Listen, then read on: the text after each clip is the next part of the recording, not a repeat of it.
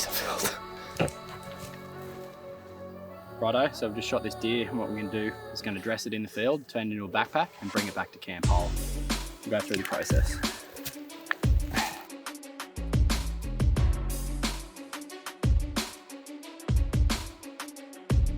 So what I'm going to do here is I'm going to cut down the front of his throat, and I'm going to pull his windpipe out and also his food pipe. And what I'm going to do there is I'm going to tie a knot in it, so none of those mucuses or acids can come out when we pull those guts through. So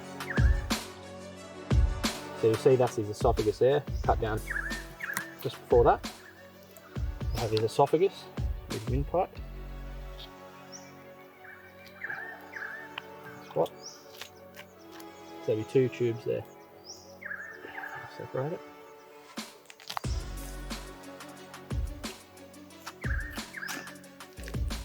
There'll be 2 tubes there. That's his windpipe, that's his food pipe. And what we're going to do is sort of pull it apart.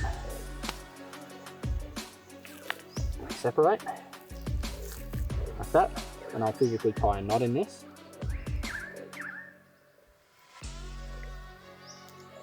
And that'll stop any contaminants getting in there. It's a pretty cool trick.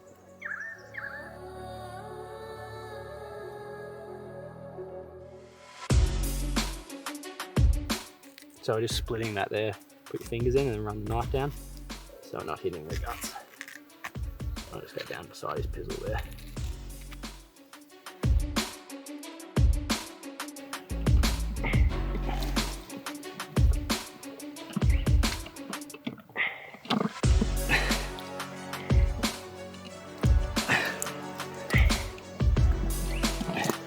So what we're going to do, obviously sharp knife, I've got the Havilon scalpel here.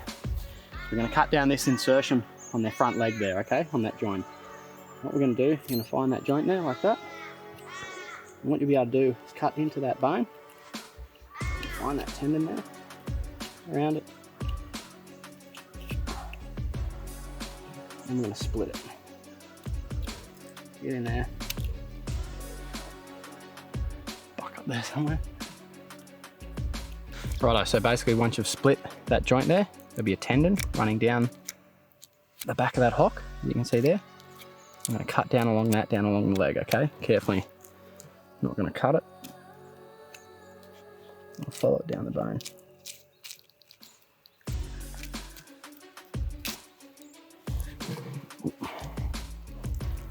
I'll follow this all the way down the bone. I'm not damaging it. It should just peel back. Just like that, and we'll do that on both sides, okay? Righto, so we've done both of those front legs now. So what you'll see is we split at that joint there, cut that tendon all the way down those front legs. So same on both sides, there are our handles. So what we're going to do now is you've got that thin bit of tissue there on the back leg, and we're going to make an insertion in between both of those. So we're just going to get our knife through here, through a couple inch hole, make sure these hocks will fit through there. Make sure not to damage that tendon. Side, just through there. Again, not damaging that tendon on there, okay?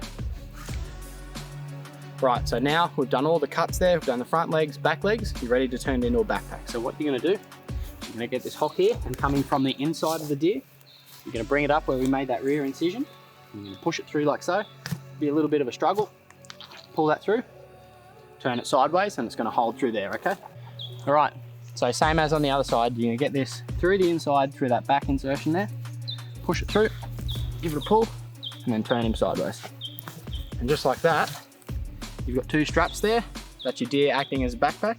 You chuck it on your back and carry it all the way back to camp. I prefer to do this so I can process the deer back at camp. I have the facilities to do so, and I don't have to bone it out in the bush and things like that. Not an expert at it, but this is what works for me, and it's a handy way to get deer out in the field.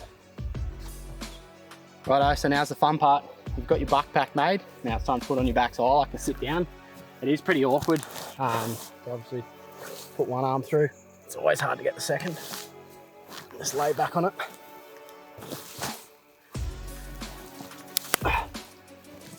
Try and find your footing and your weight first.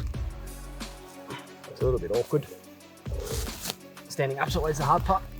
And there we go. You'll find the side that the head sits to will be a little bit awkward, but rest your arms on these legs here. Yeah, there's your buck pack.